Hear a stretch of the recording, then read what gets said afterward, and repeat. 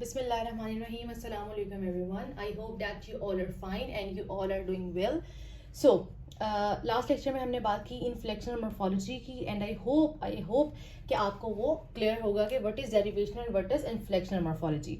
तो अभी जो हमारा लेक्चर है बहुत शॉर्ट और बहुत ही इजी वे में मैं आपको बता रही हूँ कि how you can differentiate between the inflectional and derivational morphology. ठीक है, मैंने इसके आपको 5 क्लासेस बना दी हैं जिसके थ्रू आप इजीली मतलब इसको याद कर सकते हैं कि क्या चीज़ इन्फ्लेक्शनल में होती है और कौन सी चीज़ डेरिवेशनल में होती है. सबसे पहले मैंने आपको लास्ट वीडियो में ये बात बहुत अच्छे से बताई थी कि inflectional is basically the outer layer of the word, यानी कि इन्फ्लेक्शनल आउटर लेयर है जो कि मजीद कोई और लेयर या कोई और मॉर्फीम जो है एक्सेप्ट नहीं करता, जबकि जो डेरिवेशनल है ये हमारे पास है inner layer of the word जो और ये मजीद आप कह सकते हैं जो मॉर्फीम्स है उसको अपने अंदर ले लेता है. इनर है यानी कि जो इनर चेंजेस होंगे वर्ड्स की वो क्या है, डेरिवेशनल मॉर्फीम, और जो आउटर लेयर है या आउटर चेंजेस है वर्ड की वो क्या है, इन्फ्लेक्शनल मॉर्फीम. तो ये चीज क्लियर होगी that if the inner changes occurs in a word then it deals with the derivational morphology, while if the changes occur in the outer section of the word तो उसको हम क्या कहेंगे, इन्फ्लेक्शनल मॉर्फोलॉजी. दूसरा है वर्ड क्लास. याद रखिएगा इन्फ्लेक्शनल morphology में वर्ड क्लास कभी भी चेंज नहीं होती, जबकि डेरिवेशनल हमेशा वर्ड क्लास को चेंज करता है. ये आपने साथ साथ इसकी एग्जांपल्स देनी है, मैं आपको साथ साथ बताती जाती हूँ. जैसे यहाँ पर मेरे पास है राइट, ठीक है, राइट है. अगर मैं इसके साथ एस लगा दूं, क्या मैं इसके आगे मजीद मॉर्फीम ऐड कर सकती हूँ? नहीं कर सकती. क्यों? क्योंकि ये आउटर ब्लॉक हो गया यहाँ से, बस इससे आगे मैं आगे कोई भी सफिक्स या नहीं लगा सकती इसके आगे. जबकि अगर मैं यहाँ पे लिखूं राइट, सॉरी, एबल, एबल है, आगे मैं नेस भी लगा सकती हूँ और ईडी लगा सकती हूँ, एस लगा सकती हूँ. यानी कि ये जो डेरिवेशनल में अगर मैं बात करूंगी, ये जो सफिक्स मैंने डेरिवेशनल एबल सफिक्स लगाया है मैं आपको वीडियो में बता चुकी हूँ, तो इसके आगे मैं मजीद एडिशन कर सकती हूँ.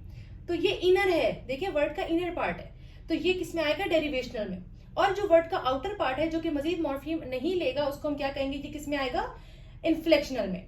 दूसरा मैंने आपको कहा कि जो इन्फ्लेक्शनल है वो वर्ड की क्लास कभी भी चेंज नहीं करता. जैसे देखिए राइट था, मैंने राइट को राइट्स बना दिया, तो ये वर्ब था, ये वर्ब ही रहा. लेकिन अगर मैं राइट को राइटर लिख दूं, ER लगा दूं, तो ये नाउन से क्या बन गया, वर्ब. और ये वर्ब किस में आता है, डेरिवेशनल मॉर्फोलॉजी में. ठीक है, यानी ये क्लास को चेंज कर दिया. So this point is also clear कि inflectional morphology never changes the class of the word while derivational morphology does. दूसरी हम बात करते हैं नेचर की. इन्फ्लेक्शनल मॉर्फीम्स और morphology is rigid in nature, यानी कि ये एस लगने के बाद ये मजीद मॉर्फीम अपने साथ अलाउ नहीं करेगा. एस के बाद कोई और, मतलब यहाँ पे फुल स्टॉप लग गया, अब इसके आगे कुछ ऐड नहीं हो सकता. While if अगर मैं लिखूं अन टच, इसके आगे मैं एबल भी लगा सकती हूँ. ठीक है, इसके आगे मैं कुछ और भी सफिक्स लगा सकती हूँ और भी मजीद चीजें ऐड कर सकती हूँ. तो डेरिवेशनल क्या है, फ्लेक्सिबल है, इट अलाउज द मॉर्फीम्स. मैं आगे एस भी लगा सकती हूँ, इन्फ्लेक्शनल मॉर्फीम भी लगा सकती हूँ. यानी कि derivational morphology is flexible in nature which allows more morphemes to add in a word. ये भी पॉइंट क्लियर हो गया. अब हम बात करते हैं एफिक्सिस की. एक बात याद रखिएगा कि inflectional morphemes only deals with the suffix, और वो सफिक्स की मैंने आपको 8 कैटेगरीज बताई, और वो 8 की, अच्छा सारे सफिक्सेस नहीं थे वो, तो उसमें कुछ वर्ब फॉर्म्स थी, जाहिर एडजेक्टिव्स थे और वो चीजें थी, लेकिन ये सिर्फ सफिक्स ऐड करता है इन्फ्लेक्शनल. ING फॉर्म है, ठीक है, ER फॉर्म है, और सॉरी ED फॉर्म है, ठीक है, फिर EN जो थर्ड फॉर्म मैंने आपको बताई, फिर S फॉर्म, प्लूरल, ये सारी चीजें मैंने आपको बताई थी. ER है उसका कंपैरेटिव का, EST है सुपरलेटिव का. तो ये सारी चीजें ऐड होती हैं उसमें सफिक्स में जो कि इन्फ्लेक्शनल मॉर्फोलॉजी में जाएगा. जबकि डेरिवेशनल मॉर्फोलॉजी में हमारे पास प्रीफिक्स भी आता है और सफिक्स भी आता है. देखिए ये मेरे पास रूट वर्ड है टच, इसमें अन जो है ये प्रीफिक्स है और एबल जो है ये सफिक्स है, ये इन्फ्लेक्शनल है. ठीक है, तो ये प्रीफिक्स भी लेता है, सफिक्स भी लेता है डेरिवेशनल, जबकि इन्फ्लेक्शनल सिर्फ सफिक्स लेता है. फिर हम बात करते हैं सिमेंटिक चेंज की. देखिए inflectional morphology never do a semantic change to a word. अब मैंने राइट, ये राइट लिखा है ना, ठीक है, इसके आगे एस लगा दिया, कोई सिमेंटिक चेंज नहीं आया. राइट लिख रहा है, राइट्स लिख रहा है, दोनों का एक ही मतलब है.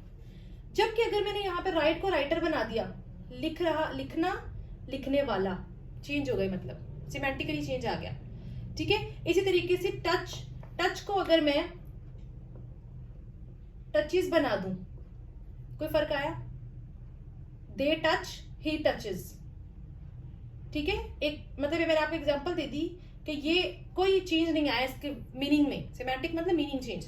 लेकिन अगर मैं इसको बना दूं यहां पर touchable, this board is touchable, अब ये बन गया है सिमेंटिक चेंज हो गया यहाँ पे, ये बन गया डेरिवेशनल मॉर्फोलॉजी में आ गया, ठीक है। तो ये कभी भी सिमेंटिक चेंज नहीं आता इन्फ्लेक्शन में, जबकि डेरिवेशनल में सिमेंटिक चेंज आता है।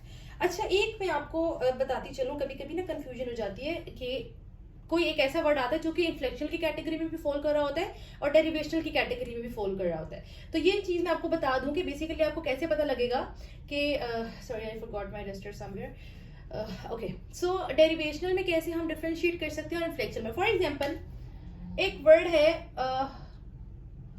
राइट, ठीक है। इस वर्ड को मैंने राइटिंग बना दिया, ये था नाउन, अब ये क्या बन गया? वर्ब। ही राइट्स, वर्ब हो गया, एस की फॉर्म लग गई। ही इज राइटिंग, वर्ब बन गया, नाउन से वर्ब चेंज हो गया। तो अब क्या ये इन्फ्लेक्शनल रहेगा? नहीं, ये बन जाएगा डेरिवेशनल। क्यों डेरिवेशनल बनेगा? क्योंकि इसकी वर्ड क्लास चेंज हो गई। पहले ये नाउन था, अब ये क्या बन गया? वर्ब बन गया। तो इसकी तो क्लास ही चेंज हो गई सीधी सीधी, दोनों क्या बन गए? वर्ब्स बन गए। लेकिन अगर हम देखें तो ये आईएनजी इन्फ्लेक्शनल मॉर्फोलॉजी में कैटेगराइज हमने पढ़ा था कि आईएनजी प्रोग्रेसिव फॉर्म में आता है। तो बेसिकली हम देखेंगे सेंटेंस, अगर सेंटेंस होगा हिज राइटिंग्स आर गुड, तो तब ये रहा नाउन। और अगर मैं लिखूं he is good at writing, तो ये बन जाएगा वर्ब। तो अगर तो क्लास चेंज हो जाए तो फिर ये किस कैटेगरी में आएगा? डेरिवेशनल में। और अगर ये आईएनजी की फॉर्म नाउन ही रहे, यानी कि his writings are good, his writings are vivid, तो वो इन्फ्लेक्शनल में जाएगा। So I hope that this is clear and you have got the point at what is inflection and derivation of morphology.